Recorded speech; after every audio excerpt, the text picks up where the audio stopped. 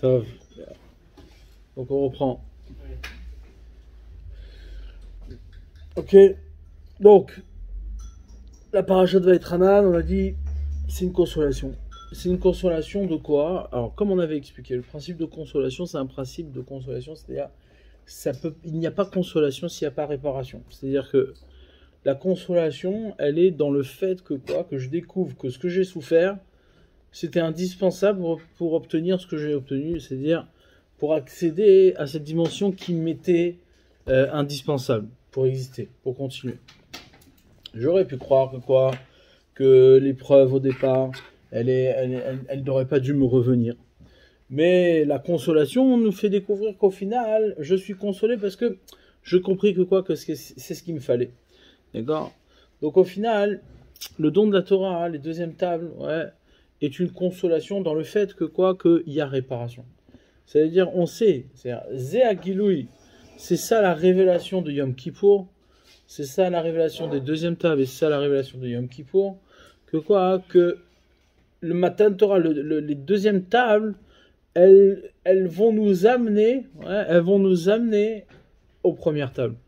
Ouais. Nous, on aurait pu croire qu'on était fini, qu'on était anéanti, qu'on est un peuple qui, de toute façon, ça y est, on est répudié, machin, etc. Ouais. Eh bien, comment dire, au final, Yom Kippour, ouais, Yom Kippour est la révélation, même que quoi, qu'il y a un Matan Torah, il y a un don de la Torah qui révèle, ouais, qui console le clan Israël en cela, qui découvre qu'il y a une Torah qui va l'amener à accéder à ce qu'il a perdu, à ce qu'il ne pouvait pas obtenir d'emblée. D'accord? Donc ça, c'est la consolation. Mais Kitsu, maintenant, il y a aussi une dimension sur laquelle on doit arriver à la consolation, c'est la perte de Moshe Rabbeinu. Ouais, ça va ensemble. C'est-à-dire évidemment que quoi, que le fait que les premières tables, on les a perdues, elles se sont brisées, et donc on a eu, ouais, ces deuxièmes tables qui sont Yom Kippour, ouais, c'est le moment du pardon qui au final va amener le tikkun, va amener la réparation, donne une possibilité de réparation. Dans toute cette, comment dire, dans toute cette épreuve, dans toute cette destruction, il y a aussi Moshe Rabbeinu. C'est-à-dire, Moshe Rabbeinu ne rentre pas en Eretz Israël avec nous. La faute des explorateurs clôture, c'est-à-dire, elle clôture, elle termine la faute du Vaudor, et donc, elle conclut définitivement, ouais, l'exil d'Israël. Et donc, l'exil d'Israël inclut également la perte de Moshe Rabbeinu. Ouais.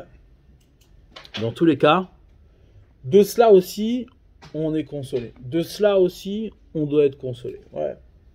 Dans cette consolation-là, évidemment qu'elle sera complète. Ouais, on la découvrira, elle sera complète que le jour où il y aura la venue du Mashiach et que le monde sera arrivé à son tikkun. Alors là, on découvrira combien, ouais, il y a consolation.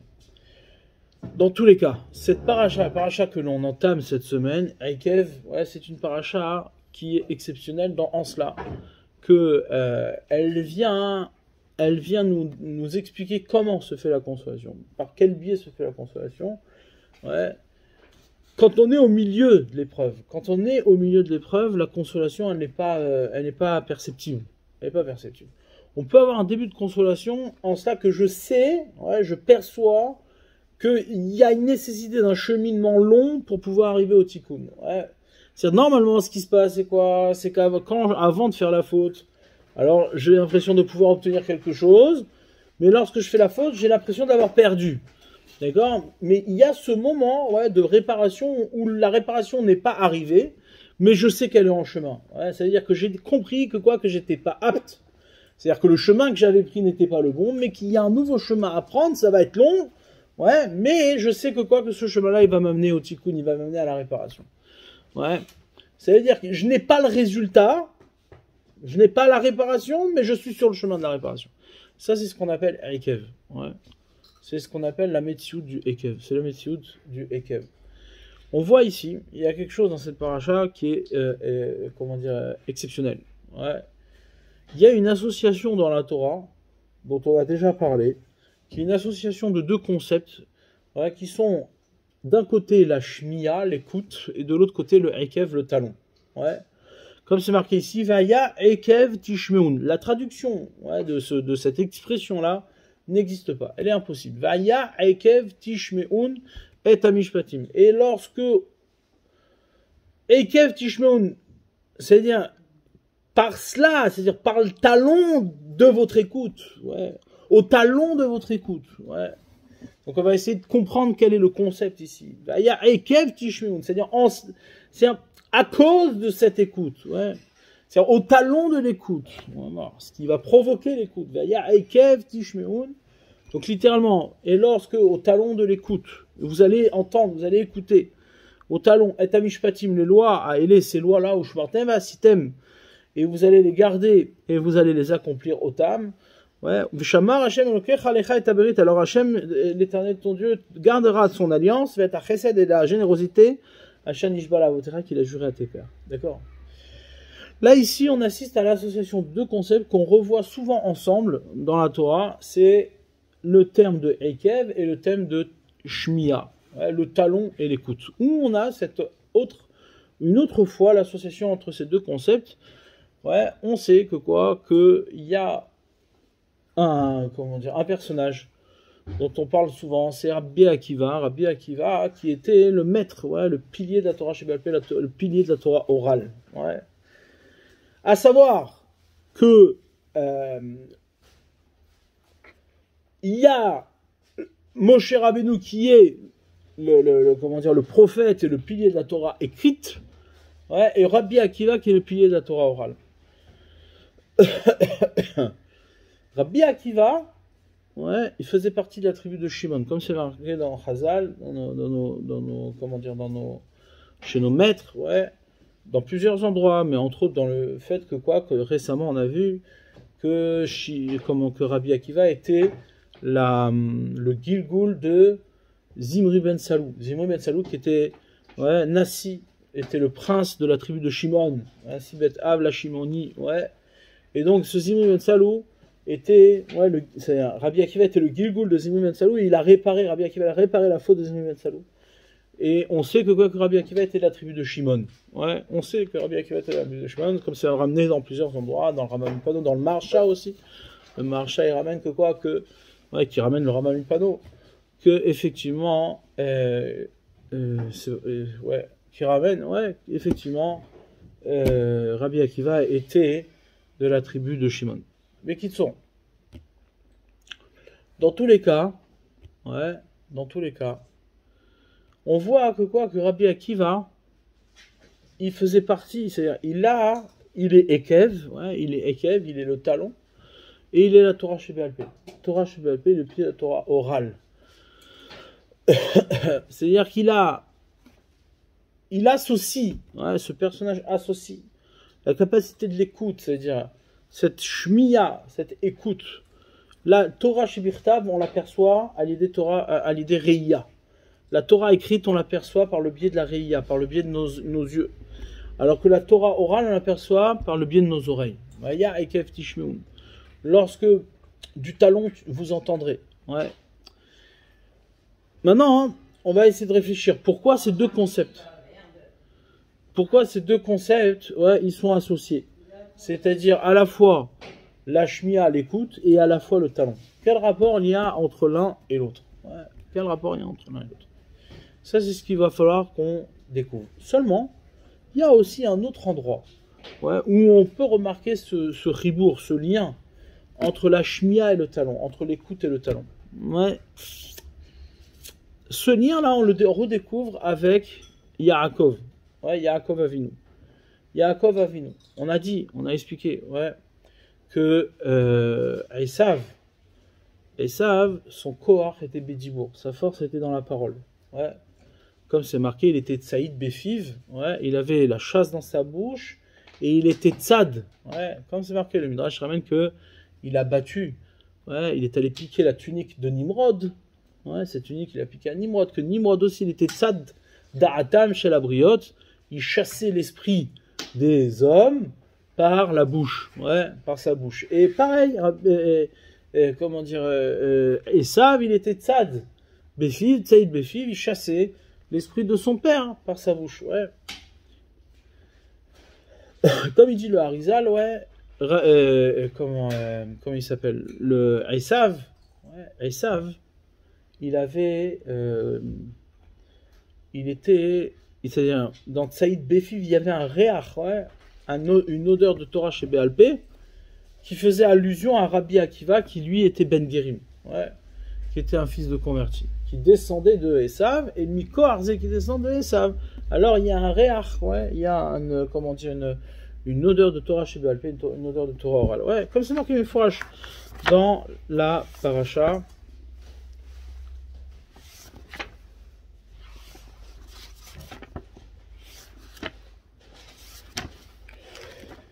Au sujet des Esav, l'achat de Toldot.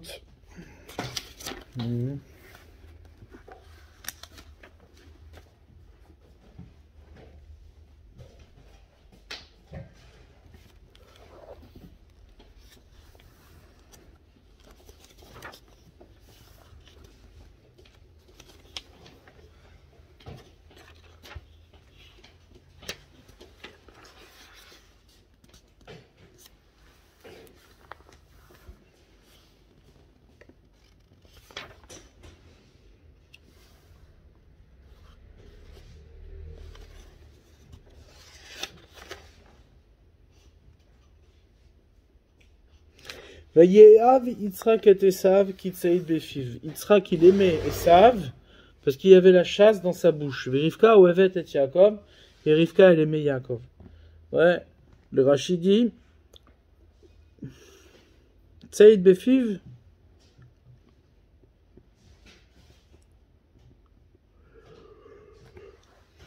Shayat Sadoto Omerame ou Bidvarav. Ouais, il chassait Yitzhak. Et il le trompait par sa parole. Ouais.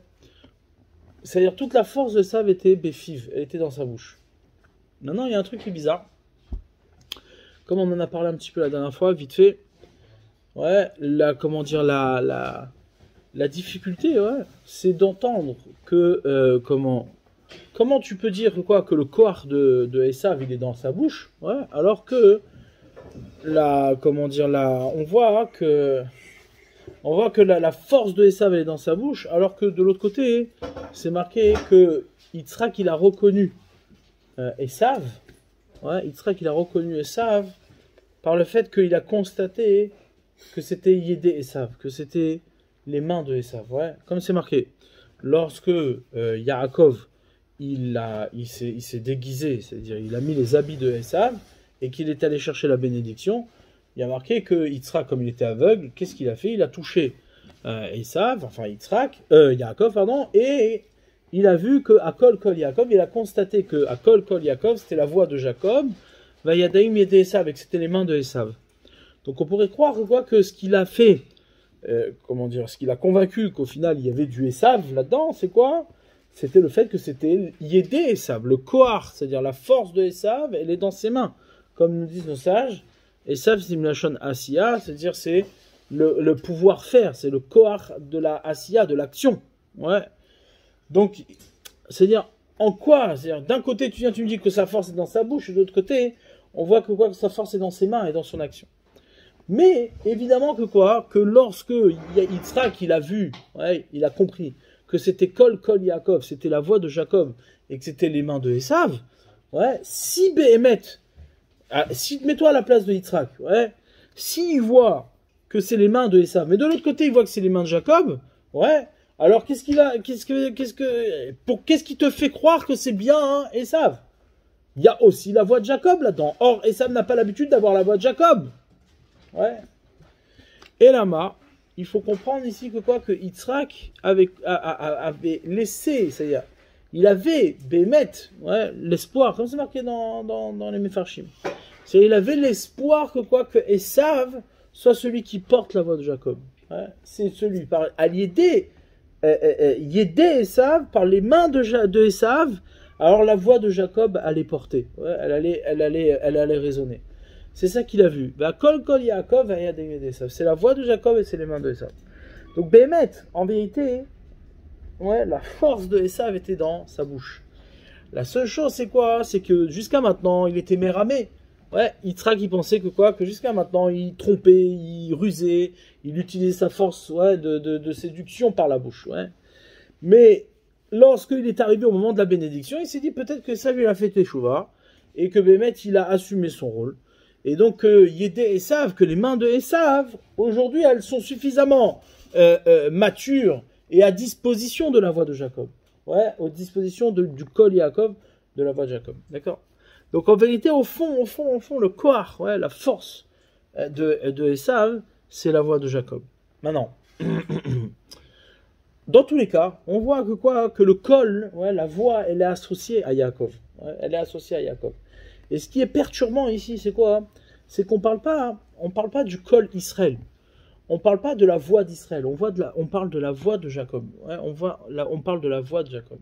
C'est-à-dire que nécessairement, cette shmiya, cette écoute, ouais, l'écoute, c'est-à-dire la perception de la voix, ouais, elle se fait be'ekev, elle se fait autom. Elle se fait mikoar Yaakov. Parce que Yaakov, et c'est là ici, c'est ça qui est la démonstration même de l'événement de la prise de la bénédiction de Esav par Yaakov, ouais, c'est quoi? Hein? C'est que Yaakov, il a dû ruser. C'est là, cette fois, c'est Yaakov qui a rusé pour prendre la bénédiction à son frère. D'habitude, c'est Esav qui ruse par sa bouche et qui trompe, ouais, Yitzhak par sa bouche. Là, aujourd'hui, c'est quoi? C'est Yaakov qui trompe son frère, ouais. Il va tromper son frère. Ça veut dire quoi? Ça veut dire qu'au final, ouais, et ça c'est le chidouche, ouais, le chidouche extraordinaire de cette paracha. C'est quoi? Hein? C'est qu'au final, la shmiya, ouais, l'écoute. Quelle est la différence? Ouais, on va prendre les choses à leur base. Quelle est la différence entre la réia et la shmiya? Entre la vision et l'écoute? Nous, on assiste à quoi? On assiste ici à une perturbation du don de la Torah. La perturbation du don de la Torah, c'est quoi? C'est que Moshe Rabbeinu n'est plus là. Il va pas nous suivre en Eretz Israël. Il va pas nous suivre. Ouais, il a été puni et il va pas nous suivre en Eretz Israël. D'accord? Donc du coup, on perd cette dimension de Riyah, on perd cette dimension de Torah Shebirtav. Ouais. Qu'est-ce qui va nous permettre de revenir? Ouais. Qu'est-ce qui va nous permettre de revenir, d'avoir cette consolation? Ouais, c'est la Torah orale. Torah orale. Maintenant, cette Torah orale, ouais, la Torah écrite, elle se perçoit par la Riyah, elle se perçoit par la vision. La vision, qu'est-ce qu'elle fait? Elle est une perception globale, totale. Ouais. Il n'y a pas de détails qui nous échappent dans la vision. Tout est entier. Ouais, tout est entier. Les choses sont perçues d'une manière totale.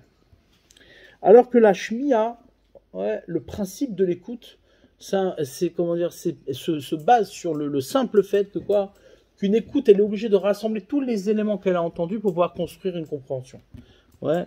Lorsque je commence à te parler, tu n'entends que le début de ma parole, et c'est seulement à la fin de la parole que tu vas associer tout ce que tu as entendu pour pouvoir construire une compréhension. La RIA, elle marche pas comme ça. La vision, elle voit tout, ouais, et après c'est à toi de décrypter. Donc tu as vu, tout le monde voit la même chose. Il n'y a pas de, comment dire, de contestation sur ce qu'on voit. Ce que tu as vu, c'est ce que tu as vu. Maintenant, le problème, c'est quoi, hein? Ce qui va changer l'interprétation, c'est la shmiya. C'est ce que toi, tu vas entendre. C'est ce que toi, tu vas reconstituer. Ouais. Le Kohar HaShmiya, la force de l'écoute, c'est une reconstitution. Ouais, c'est une reconstitution. Mais une reconstitution qui est obligée d'attendre la fin. Ouais, qui est obligée d'attendre la fin. Ce qui veut dire que quoi?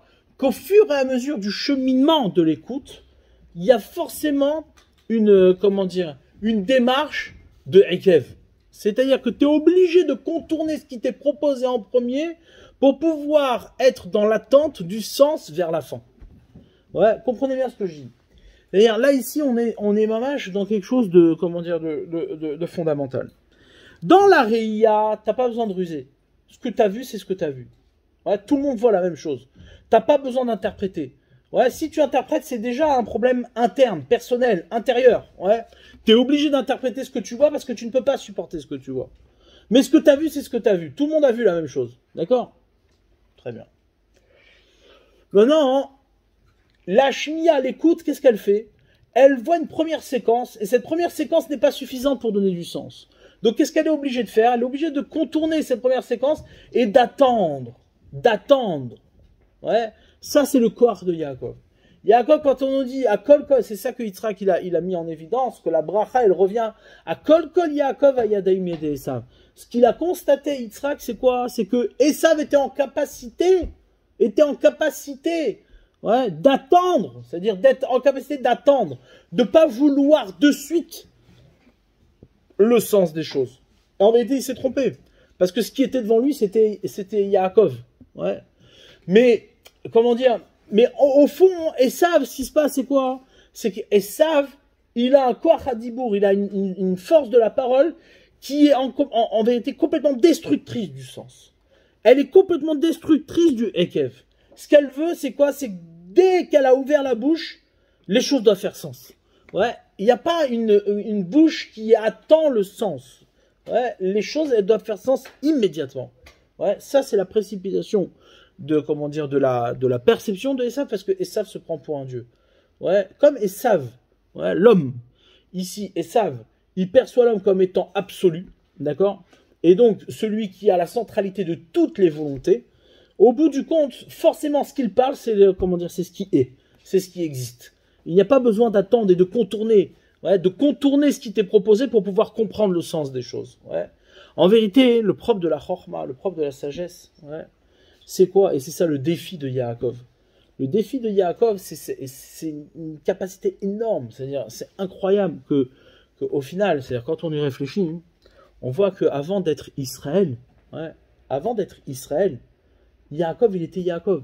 C'est-à-dire que quoi, que tu peux pas arriver au Shem Israël, tu peux pas arriver au nom d'Israël, tant que tu n'es pas capable d'accepter que la réalité qui t'est proposée, elle doit être contournée. C'est-à-dire tu dois être en attente du sens qui ne t'est pas encore révélé. Ouais. Ça, c'est le propre même de la grandeur d'Israël. Israël, regardez bien hein, comment ces deux noms qui forment le personnage de Yaakov sont complètement opposés. D'un côté, on a Yaakov. Yaakov, ça veut dire rusé, contourné. Ouais, et de l'autre côté, on a Israël, ça veut dire Yachar. Ouais, ça veut dire droit. Droit. Il n'y a pas besoin de, de tricher. Deux concepts qui sont complètement opposés. Hein? Il n'y a pas besoin de ouais, il n'y a pas besoin de contourner, il n'y a pas besoin de tricher. Ouais. C'est-à-dire que au final, la ruse de Yaakov, c'est pas une ruse qui cherche à tromper la réalité. Ouais, la ruse de Yaakov, c'est celle qui cherche à révéler la réalité.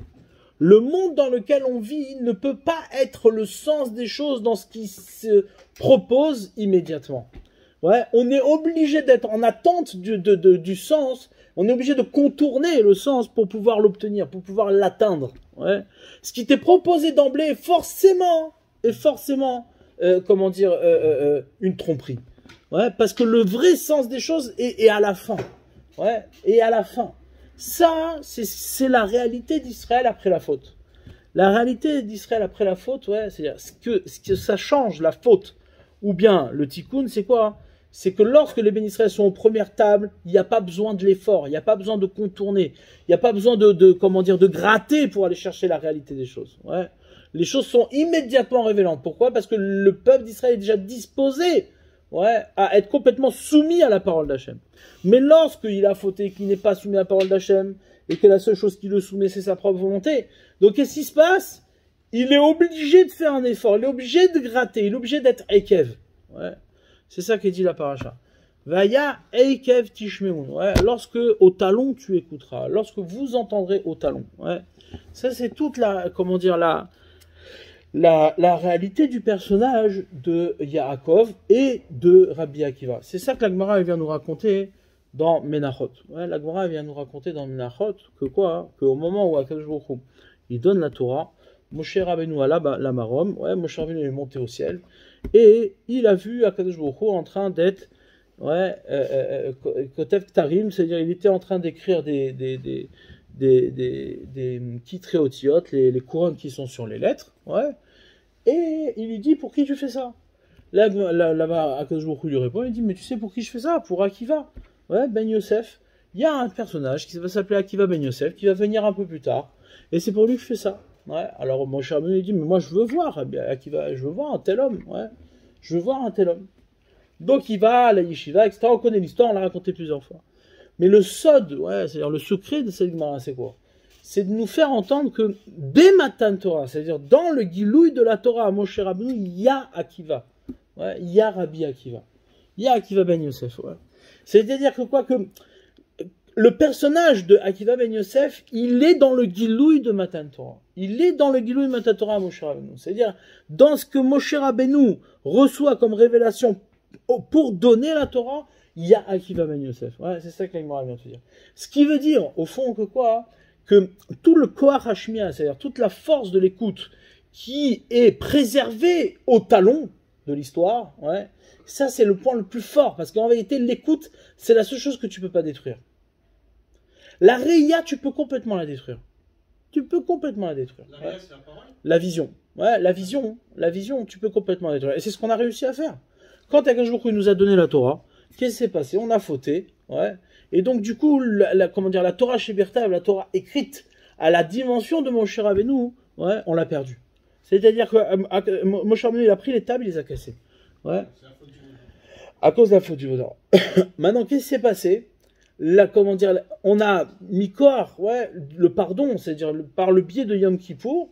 À quel jour où le jour de Yom Kippour, il nous a donné les deuxièmes tables. Ces deuxièmes tables-là, ouais, elles s'écrivent, Mikoar, ouais, par la force de l'effort, par la force du travail, par la force de, du labeur. Ouais. Il y a plus, c'est fini maintenant, tu peux plus accéder à la Torah de manière immédiate. Tu es obligé d'aller bosser. Ouais. C'est-à-dire quoi? C'est-à-dire que elle est miprina Torah chez Béalpé. Ouais. Ça, c'est ce que Moshe Rabbeinu, il a vu lorsqu'à quelques jours où il a écrit les Kitréotiyot, et il dit ça, c'est pour Akiva ben Yosef. C'est quoi? C'est cette dimension de Torah qui est gardée dans la Torah chez Virtav. Ouais. Il y a tout ce qui est Torah chez Béalpé qui préserve, ouais, qui préserve. C'est la partie que tu ne peux pas toucher. Pourquoi? Parce qu'elle est au Ekev. Elle est à la fin. Ouais. Les seuls qui peuvent accéder à la dimension de la Torah véritable, authentique, ouais, celle qui est préservée dans ce qui est la parole de Moshe à son origine, ouais, ce sont ceux qui sont capables d'attendre le Ekev. Ce sont ceux qui sont capables d'attendre la fin du labeur, la fin du travail. Ceux qui veulent tout de suite manger au départ, ouais, ceux qui veulent tout de suite avoir le résultat de leur limoud, ouais, dès le départ, ceux-là, ouais, ils ont pas accès à la Torah. C'est-à-dire, elle est Be'ekev. Donc, eux, ils peuvent faire ce qu'ils veulent, ils pourront pas entamer la Torah. Ouais, tu peux pas la toucher, tu peux pas lui faire du mal. Ouais. Ça, c'est ce qui préserve. Ouais, ça, c'est ce qui préserve la Torah. C'est ce qui préserve la Torah. C'est parce qu'il y a au Ekev, il y a une Torah qui attend là-bas, qui elle est authentique et qui donne la possibilité de se rattacher à la Torah chez Birtav telle qu'elle a été donnée, ouais, Berega Rishon, c'est-à-dire au moment de Matan Torah. Ouais. C'est ça qu'il dit ici. Ouais. Ve'aya Ekev Kishmon. C'est en cela que quoi? Que la Shmiya et le Ekev sont associés. Ouais. Comme on a dit, Rabbi Akiva, il était de la tribu de Shimon. Ouais. Il était de la tribu de Shimon. Son corps, toute sa force à Rabbi Akiva, comme on l'a vu dans la Gemara dans Makot, elle ramène que quoi? Que Rabbi Akiva, lorsqu'il est devant les ruines du Beth Amikdash, il sourit. C'est-à-dire que il a accès à la Torah que personne n'a accès. C'est-à-dire cette Torah qui est préservée, cette Torah qui est dans le sourire, elle n'est pas dans le pleur, elle n'est pas dans le début de l'épreuve, elle n'est pas dans ce qui est apparent, elle est dans ce qui est à la fin. Ouais. C'est-à-dire Rabbi Akiva, sa force est d'être dans le Ekev. Ouais. Il est dans le Ekev. Et ce Ekev, c'est ce qui lui permet de sourire lorsqu'il voit les ruines du Beth Amikdash. Comment tu souris? Quand tu as le droit de sourire lorsque tu vois les ruines du Beth Amikdash, tu n'as pas le droit de sourire. Qu'est-ce qui se passe? Lui, il sourit. Pourquoi? Parce qu'il sait très bien, il n'est pas touché par ce qui est apparent. Toute la perception de la Torah de Rabbi Akiva, elle est dans ce Koach Hashmiya, sa force de Shmiya, c'est-à-dire cette émouna puissante de pouvoir être en attente du sens à la fin du labeur, à la fin du travail. Ouais. Il sait. Et ça, c'est quelque chose que tu sais en amont. Tu n'as pas besoin d'attendre de l'expérimenter pour le savoir. Tu sais, le ta'am, tu reconnais que le goût des choses, il est dans l'investissement que tu vas donner et le travail qui t'est annoncé dès le départ. C'est-à-dire, même si tu sais que tu n'es pas arrivé au bout, tu sais que le goût des choses, il est au bout. Ouais, c'est pour ça que tu t'y attelles. C'est pour ça que tu te mets dans le cheminement de l'étude de la Torah. C'est ça qu'il dit. Ouais. Ve'aya ekev tishmeun. Ouais, comme il dit Rashi. Ima mitzvot akalot shadam dash be'akevav tishmeun. Ouais. Si les mitzvot légères, on va voir ce que c'est. Mitzvot akalot shadam dash be'akevav. Qu'un homme il piétine avec ses talons. Ouais. Tishmeun. Alors ces mitzvot là, vous allez les écouter. Donc d'habitude, on a le sens que l'on donne à ce Rashi. Ouais. En tout cas, dans une première interprétation, c'est de dire, bon, même si les mitzvot les plus légères, tu y fais attention, ouais, celles qu'on ne fait pas trop attention, soit toi tu vas les écouter, tu vas être attentif, tu vas t'y investir. Mais en vérité, ici, on est en train de parler d'une catégorie, c'est-à-dire d'une approche des mitzvot. L'approche des mitzvot. Ouais, c'est-à-dire les mitzvot. Ima mitzvot akalot. C'est quoi une mitzvah kala? Ouais, comme on l'a vu, la Gemara elle ramène. Il y a une mitzvah kala qui est ramenée dans la Gemara. C'est quoi? C'est mitzvah Souka. Ouais, c'est marqué la mitzvah de Souka. Une mitzvah kala. Qu'est-ce qu'elle a de kala? Ouais, c'est quoi le principe de kal dans une mitzvah? C'est quoi? C'est que il n'y a pas de perte d'argent. Ouais, il n'y a pas de perte d'argent. Ça veut dire quoi, il n'y a pas de perte d'argent? Comme exactement, comme c'est ramené au sujet du yatouche. Ouais, le yatouche, c'est marqué dans Gittin et ramène que quoi? Que lorsque Titus il est sorti de Jérusalem, Akadosh Baruch Hu lui a envoyé une bria kala, ouais, une créature qui est légère. Là-bas, la Gemara, elle te dit, c'est quoi, pourquoi elle était légère? Parce que Machnis Venomoti, ouais, tout ce qu'elle rentre, elle l'intègre. C'est-à-dire, elle n'a pas de rejet. Ouais, elle ne rejette pas, elle n'a pas d'excrément. D'accord? Ça veut dire que quoi? Que tout ce qu'elle prend, elle l'intègre. Ça adhère complètement à sa créature. Mitzvah kala, c'est exactement la même chose. C'est-à-dire que quoi? Que c'est pas une mitzvah sur laquelle tu as une sortie d'argent. C'est pas quelque chose qui te pèse. C'est quelque chose qui adhère complètement à ta réalité d'homme. C'est quoi la mitzvah tzuka? Manger et dormir. Manger et dormir, c'est de toute façon quelque chose que tu dois faire. Ouais, et que tu fais volontiers. Parce que tu n'as pas le choix de faire. Parce que sinon, sans ça, tu meurs. Ouais. C'est les deux, principes de vie qui sont indispensables, ouais, à l'homme. Et donc, tu fais ça sans effort. Il n'y a pas besoin, il n'y a pas ici de difficulté à aller manger, il n'y a pas ici de difficulté à aller dormir. Ça fait partie de la réalité de l'homme. C'est en ça que quoi? Que la mitzvah souka est une mitzvah kala. Ouais, c'est une mitzvah kala. Maintenant, quand on vient, on te dit, ouais, ima mitzvot akalot shadam dash ba'akeva. Ouais, c'est-à-dire que quoi? Que même si les mitzvot, ouais, kalot, c'est quoi les mitzvot kalot? C'est ces mitzvot-là où au final, il n'y a pas d'effort à faire. Ouais. Il n'y a pas d'effort à faire pour les pratiquer. Ces mitzvot-là, tu les fais, facilement. Ouais. Elles sont directement accessibles. Ouais. Et il y a beaucoup de mitzvot au final qui deviennent kalot. Ça, c'est un peu le danger. Au fur et à mesure du temps, lorsqu'on fait des mitzvot, au bout d'un moment, normalement, par définition, la mitzvah, elle n'est pas calme. Ouais, la mitzvah, elle est complètement étrangère à notre réalité. Ouais, quelqu'un, naturellement, il va pas faire Shabbat. Ouais, s'il fait Shabbat, je parle le vrai Shabbat, hein, pas celui qui se repose dans son lit le dimanche, mais le vrai Shabbat, ou encore mettre, des tefilines, ou etc. Toutes les mitzvot, par définition, elles sont pas calottes, ouais, à part mitzvot souka. Maintenant, là, elles deviennent légères en cela que tu prends une habitude. Ouais, tu prends une habitude, c'est-à-dire tu les associes parfaitement à ta routine. C'est-à-dire le Shabbat, ça devient routiniel. Donc tu ne te poses plus la question de savoir si Bémet, le Shabbat, fait partie des mitzvot sur lesquels tu dois investir ou pas. Ça fait partie de la routine. Ouais. C'est ça qu'il vient dire ici. Ima mitzvot akalot shadam dash ba'akevav tishmeun. Ouais. Ça, ce qui se dit ici, c'est extrêmement sévère. C'est un chidouche extraordinaire. Ça veut dire que si tu arrives à faire en sorte qu'il y a encore de l'écoute, ouais, il y a encore de l'attente dans les mitzvot qui sont calottes, ouais, celles que tu piétines avec tes akevav, ouais, celles que tu viens et c'est-à-dire que tu avances, ton cheminement dans ces mitzvot-là, elles sont faites be'ekev, ouais, elles sont faites be'ekev. C'est-à-dire que toi, tu vas être encore capable d'aller chercher une écoute dans ce qui est la mitzvah la plus installée chez toi. C'est quoi le ekev? Ouais, le ekev, c'est la partie du corps qui fixe la personne. Ouais. Lorsque tu marches, qu'est-ce que tu fais? D'abord, tu poses ton ekev. Ouais, tu poses ton ekev et après, pour relancer la marche, ouais, tu lèves le ekev. Ouais. Si tu lèves pas le ekev, ça veut dire que tu t'es posé. C'est-à-dire que tu t'es positionné. Ouais. Lorsque tu marches, marcher c'est quoi? Marcher c'est les mitzvot. Ouais.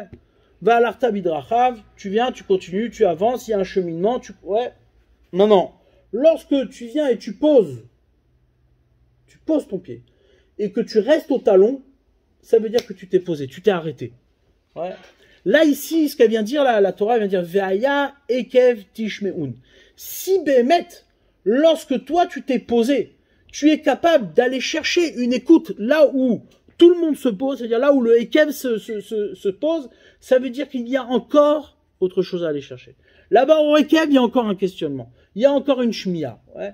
Ça, c'est le principe de la Torah chez Béalpé qui amène le tikkun et qui amène la consolation.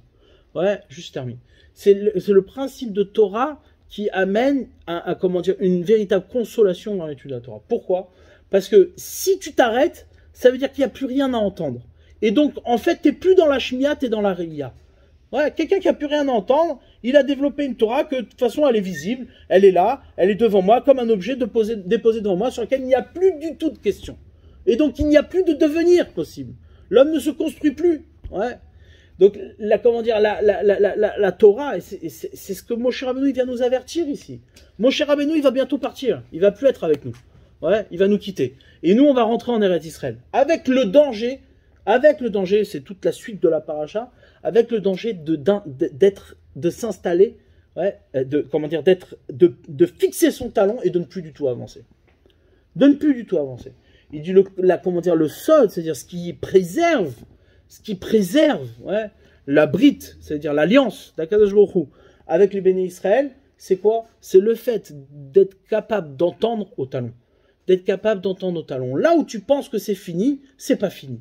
Ouais, tu vas et tu écoutes. Le propre de l'écoute, c'est d'être capable de percevoir que les choses, elles se proposent en étapes. Elles se proposent en étapes. Première étape, tu entends. Ok, mais ce que j'entends d'emblée, laisse à entendre qu'il y a quelque chose derrière. Ouais, parce que c'est pas fini. Parce qu'il y a un approfondissement. Parce qu'il y a encore, ouais, le propre de l'écoute, c'est justement, le piège de l'écoute, c'est à la fois d'être, d'être à l'écoute de quelque chose qui m'est proposé, mais en même temps de se dire, mais attends, c'est une étape. Dans la parole, qu'est-ce qui se passe? Ouais, le col, la voix, elle se propose en étapes. Elle se propose jamais en berega achat, ouais, dans une seule perception. La seule fois où ça a marché comme ça, c'était à Matan Torah. Ve'am roim et takolot, le peuple il a vu la voix, les voix, hop, il a vu tout ça en une seule fois. Ouais. Mais nous maintenant, après, la faute du Vaudor, la perception de la Torah, elle se fait, ouais, beshmia.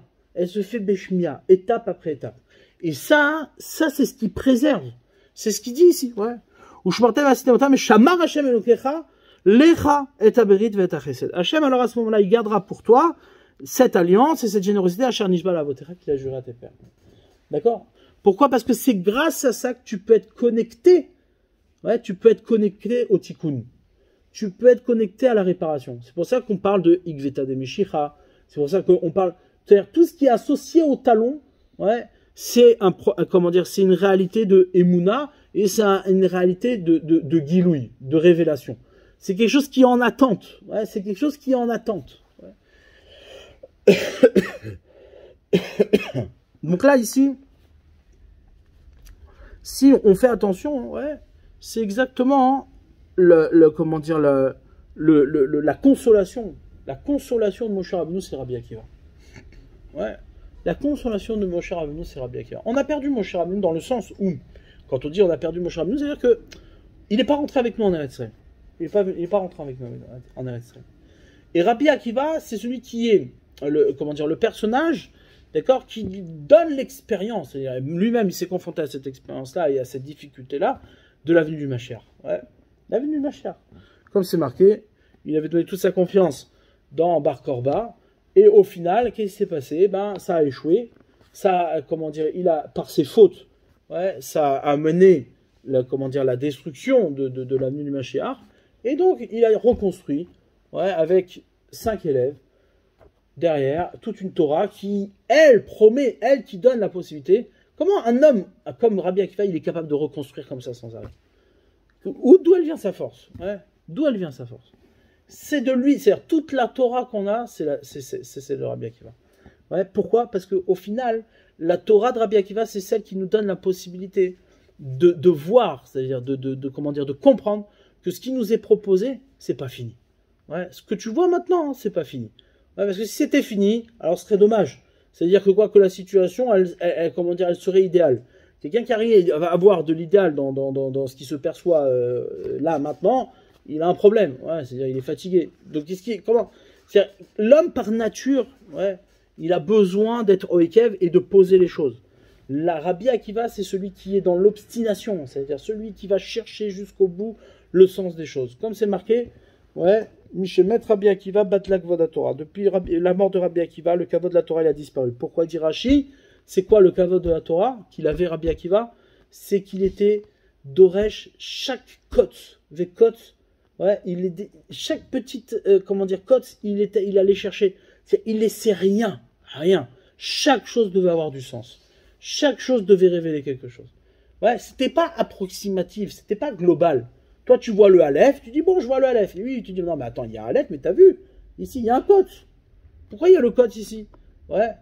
Et il va chercher au-delà de, comment dire, de la Riya Achat. Ouais.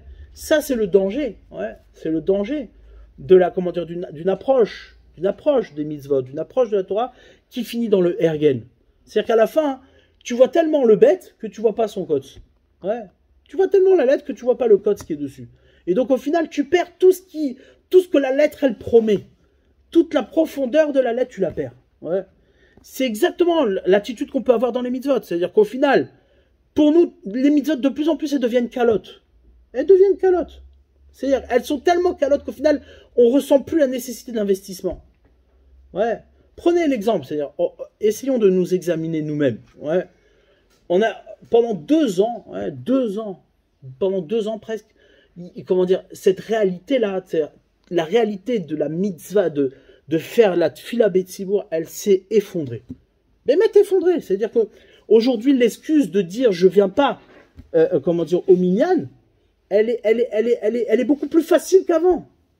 Elle est beaucoup plus facile qu'avant. Avant cette période-là, on était encore accroché à ce qui a précédé. Mais là maintenant, c'est-à-dire, ça s'est affaibli. Pourquoi ça s'est affaibli? Parce que il y a un ergel, il y a une habitude qui s'est mise en place. Ouais. C'est-à-dire que quoi, que l'homme, ouais, il a un rapport au mitzvot qui au final met des habitudes. Le ekev, le talon, il est plus confortable à poser les choses que de les laisser en mouvement.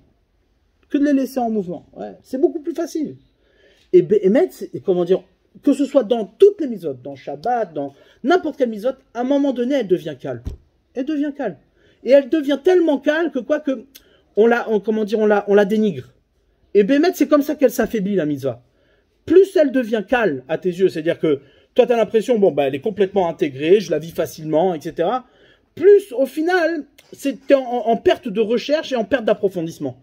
Et quand tu es en perte de recherche et en perte d'approfondissement, alors ta mitzvah, elle s'affaiblit.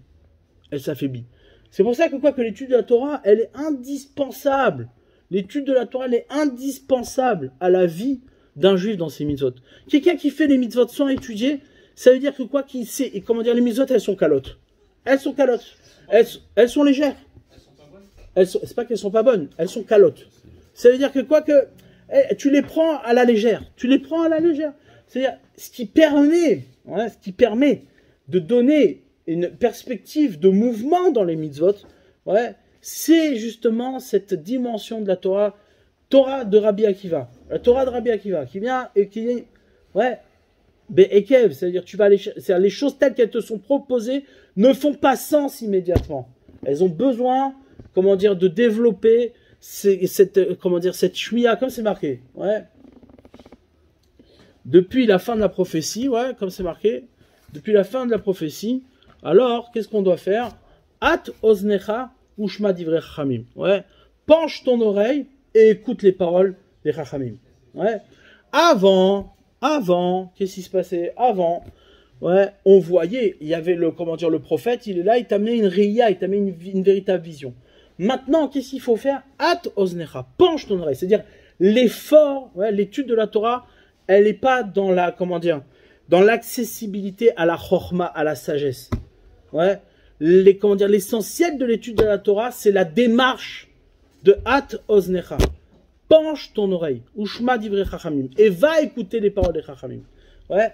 L'étude de la Torah ne se fait plus béréia, elle se fait plus dans une observation. L'étude de la Torah, attends, je finis. L'étude de la Torah, elle se fait plus dans l'observation, elle se fait dans la shmia. Elle se fait dans l'écoute. Pourquoi l'écoute? Parce que l'écoute, c'est l'effort.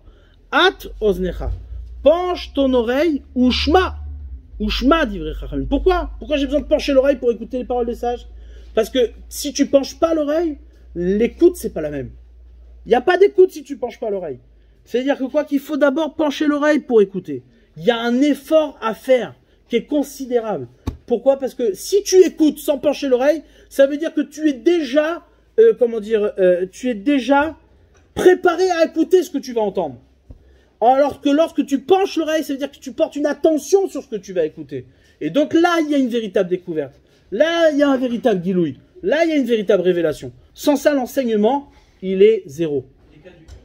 Il est zéro. Il commence même pas. Pourquoi? Parce que il n'y a pas d'effort. Une Torah sans effort, ça n'existe pas. La Torah, c'est dur.